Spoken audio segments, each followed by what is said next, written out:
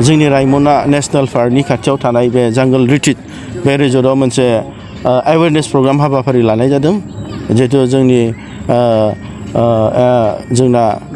जोंनि नैबे एनिमेल्स जुनारफोरखौ सेभ खालामनांगौ आरो जोंनि नैबे फरेस्टखौ प्रटेक्शन होनांगौ बेनि सायाव बेवहाय जोङो गासैबो बे ओनसोलनिनो गावबुरा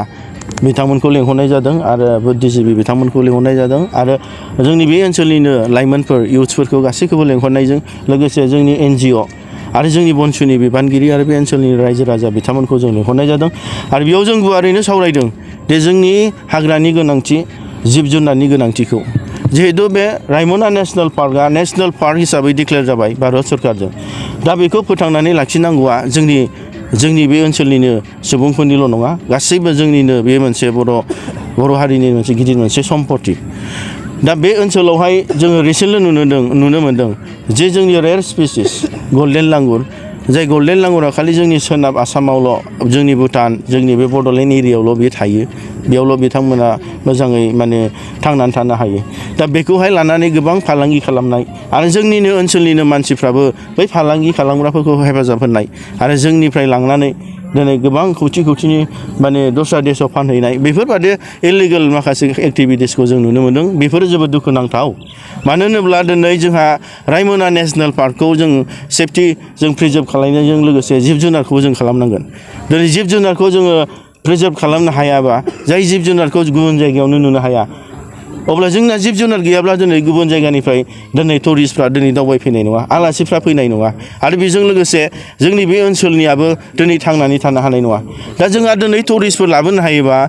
रायमना नेशनेल पार्कखौ जों फोथांनानै लाखिनो हायोबा जिब जुनारखौ जों एरहोनो हायोब्ला गोबां जोंनि बे ओनसोलनि लाइमोनफ्रा दिनै रेजर्ट होनानै एबा दखान होनानै गारि मटर सालायनानै दिनै गोबां रोखोमै थांनानै थानो हागोन आरो बेजों लोगोसे जोङो दिनै बे रायमना नेशनेल पार्कनि हाग्राखौ जोङो दिनै फोथांनानै लाखिनांगोन थांनाय समफ्राव जों नुनो मोन्दों गोबां गिदिर बिफांफोरखौ दिनै जोंनि फरेस्ट डिपार्टमेन्टनिफ्रायनो दिनै दंफां सिखावफोरजों लोगो नांनानै फानहरनायखौ जाहाथे बे जिनिसा एबार जानो दा थांथोंसै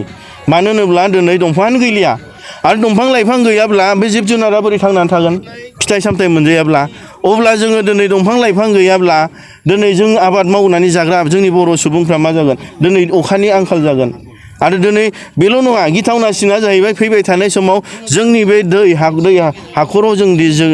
दंखल दैखर जावनानै जों दै लोङो बेयो दिनै 30-40 फुटावनो जों दिनै मोनो नाथाय दंफां लाइफांखौ जों फोजोबनानै लायोब्ला सानसे समाव जों 100-200 फुटनि उनावबो गोथौआव जावबाबो मोननाय नङा बै राजस्थान हारियानाफोराव दिनै मा जादों 400 मिटारनि गोथौआव जावनांगौ जानानै फैदों अब्ला जों बेफोरबादि हालोदखौ जों दिनै जोंनि बे ओनसोलनिनो जोंनि सुबुंफ्रा सांग्रां नङाब्ला जों बेखायनो गावबुरा हक जोंनि लाइमोनफोर हक NGO हक एबा गोबां आफादनि जोंनि दैदेनगिरियानो हक जों जयै बेखौनो दिनै सिन्था खालामदों बे फैबाय थानाय समावहाय दिनै बे रायमना नेशनेल पार्कखौ जों बिफां लाइफांनिफ्राय गोमानायनिफ्राय जों होबथानांगोन जिब जुनारखौ दिनै गोमालांनायनिफ्राय जों होबथानांगोन आरो बेजों लोगोसे जों बे ओनसोलखौ जों समायना खालामनांगोन जाहाथे बाहेरानिफ्राय दिनै आलासिफ्रा दावबायफैनो हायो आरो फैबाय थानाय समाव जोंनि गथ' गथायफ्रा खस्थ' मोना जाहाथे अखा बांखानिफ्राय जों अभाब जाया दै लोंनायनिफ्राय बेसिक थांनानै थानाय मानसिनि बेनिफ्राय जों दिनै बन्सित जाया दा बेखायनो जोङो जोंनि लाइमोनफोरखौ स्पेसियेलि दा बिथांमोनखौ जों खावलायदों दा बिथांमोना दिनै बे ओनसोलखौ प्रिजार्भ खालामनो हायोबासो फोथांनानै लाखिनो हायोब्लासो बिथांमोनाबो दिनै थांनानै थानायनि परिबेसखौ मोनगोन आनइमप्लयड इउथ्स जाय बिथांमोना दिनै साख्रि बाख्रि मोनाखै आरो बेजों लोगोसे जों बुंबावदों लाइमोनफोरखौ दिनै जों वर्क कालसारखौ जों लाखिफिननांगोन मानो होनब्ला गोबां हा हु दिनै ओरैनो थाबाय सोरबा बादिया दिनै थिखा मावनो होसोबाय दिनै समानो नस्थ' जाबाय दिनै आबाद मावनायानो थालांबाय जाहाथे बै जिनिसखौ जों गोसोआव लानांगोन जे जों थिखा मावनायल' नङा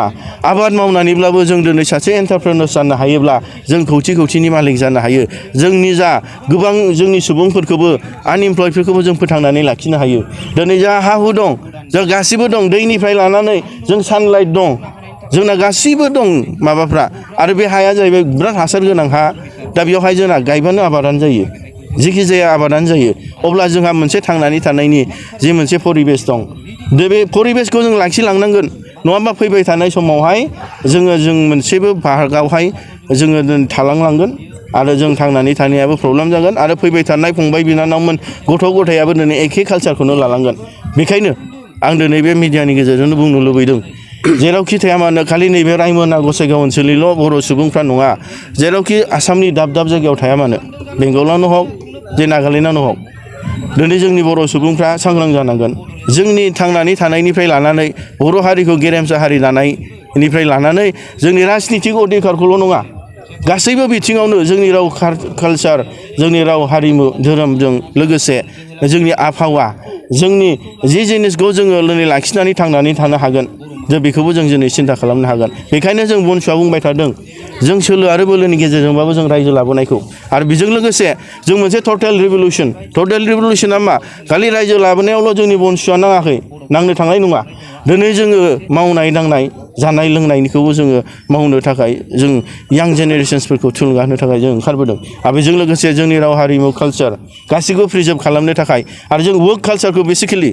जों माने साइन्टिफिकेलि आरो जों मोजां माने बांसिन कमार्शियेलि जों आबाद मावनानै जाहाथे जोंनि लाइमोनफ्रा आबाद गासैबो जों बेयावनो थांनानै थानो हायो बेखौ जों बांसिन फकास खालामदों आरो जोंनि गेलेनाय फरायनाय बे गासैबोखौबो लानानै जोंनि बनसुआ फैबाय थानाय समाव आरो गोख्रों भाबै जों मावलांगोन आं खालि जोंनि रायजोफोरनि कअपारेसन जोंनि इयुथ्सफोरनि कअपारेसन आं बेखौ लुबैदों आरो बनसुआ जेब्लायबो बर' हारिनि थामोनथा रैखाथिनि थाखाय जों जेब्लायबो खामानि मावलांगोन।